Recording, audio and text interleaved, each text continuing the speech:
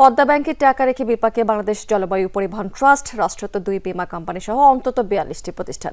এসব প্রতিষ্ঠানের পাওনা প্রায় 2,500 কোটি টাকা, যা ফেরত পাওয়া নিয়ে দেখা দিয়েছে চরম অনিশ্চয়তা। অর্থ মন্ত্রণালয় এবং বাংলাদেশ ব্যাংকে ধর্ণা দিয়েও কোনো সুরাহা করা যাচ্ছে না। পদ্মা কর্তৃপক্ষ বলছে অবশ্য যে বাংলাদেশ ব্যাংক তারল্য সহায়তা না দিলে এই টাকা ফেরত পাওয়া অসম্ভব। তবে ব্যাংকটিকে সহায়তা দেওয়ার চিন্তা করছে না কেন্দ্রীয় ব্যাংক। নতুন ব্লেন্ডে আরো রিচ অ্যারোমায় সেলন ফ্যামিলি ব্লেন্ড টে। অনিয়ম, লুটপাট আর জালিয়াতির কারণে প্রতিষ্ঠার কয়েক বছরের মধ্যেই চরম সংকটে পড়ে সাবেক ফার্মার্স ব্যাংক। গ্রাহকের আমানতও ফেরত দিতে ব্যর্থ হয় ব্যাংকটি। সংকট কাটাতে এগিয়ে আসে রাষ্ট্রায়ত্ত 4 ব্যাংক সহ আর্থিক প্রতিষ্ঠান আইসিবি। 715 কোটি টাকার মূলধন যোগান দেয় এসব প্রতিষ্ঠান। নাম পরিবর্তন করে করা হয় পদ্মা ব্যাংক, কিন্তু সংকটের কোনো সমাধান হয়নি। পদ্মা ব্যাংকে জমানো টাকা ফেরত পায়নি ব্যক্তি ও প্রতিষ্ঠান। রাজনৈতিক প্রভাব খাটিয়ে জলবায়ু পরিবর্তন ট্রাস্টের 597 কোটি টাকা পদ্মা ব্যাংকে জমা রাখতে বাধ্য করে তখনকার চেয়ারম্যান মহিউদ্দিন খান আলমগীর। সুদ আসলে যায় এখন 900 কোটি টাকা। মেয়াদ পূর্তির পরও সেই টাকা ফেরত দেয়নি ব্যাংকটি। টাকা ফিরে পেতে অর্থ মন্ত্রণালয় এবং বাংলাদেশ ব্যাংকে কয়েক দফা চিঠি দিয়েছে সংস্থাটি। পদ্মা ব্যাংকের আসলে বেসিক্যালি ওই ধরনের কোনো অ্যাসেট নাই। তারা বলে যে তারা বাংলাদেশ ব্যাংক থেকে সাপোর্ট চেয়েছে, বাংলাদেশ ব্যাংক সাপোর্ট করলে তাহলে তারা কিছু করতে পারবে, পরিশোধ করতে পারবে।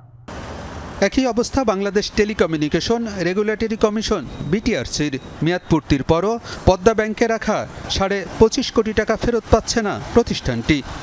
তিতাস গ্যাসেরও 102 কোটি টাকা আটকে আছে ব্যাংকটিতে।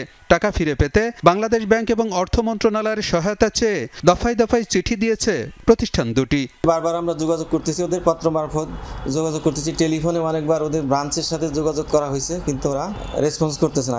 পরবর্তীতে ওদের এমডি মহোদয়ের কাছেও অনেকবার আমরা 8-10 বার পত্র দিচ্ছি। ওরা বলেছে ওদের আর্থিক সংকট আছে, এখন সংকট কেটে গেলে ওরা টাকা দিতে পারবে। সরকারের 2 বীমা কোম্পানি জীবন বীমা এবং সাধারণ বীমার প্রায় 200 কোটি টাকা আটকে আছে পদ্মা ব্যাংকে।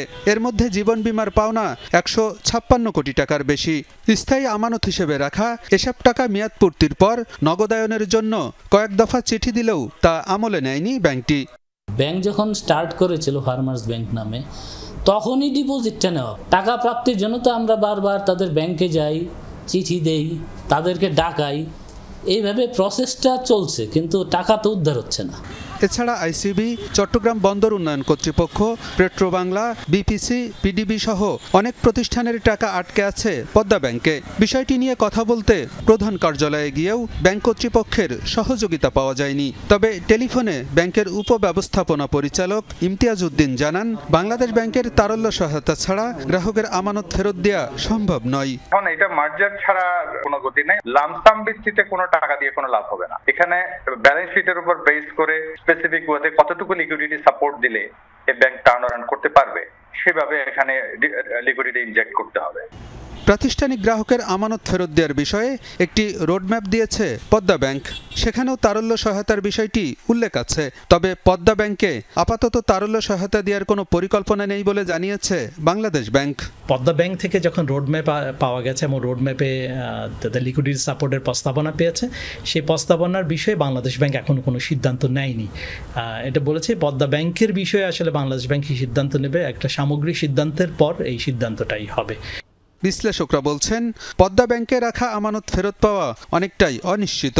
তবে নতুন ব্যাংকে এতগুলো সরকারি প্রতিষ্ঠান কেন টাকা রাখলো, সেটি বড় প্রশ্ন বলেও মন্তব্য করেন তারা। সরকারি প্রতিষ্ঠানগুলো টাকা ফেরত পাবে কোত্থেকে, যে ওরা যদি টাকা ফেরত না দেয়? আর ওরা তো টাকা ফেরত দেওয়ার অবস্থায় নাই, টাকাগুলো তো সব লোপাট হয়ে গেছে।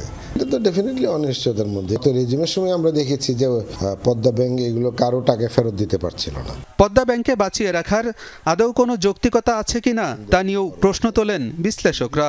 রিকভার করতে না পারে তাহলে টাকা তো ফেরত দিতে পারবে না। আলমগীর হোসেন, যমুনা নিউজ, ঢাকা।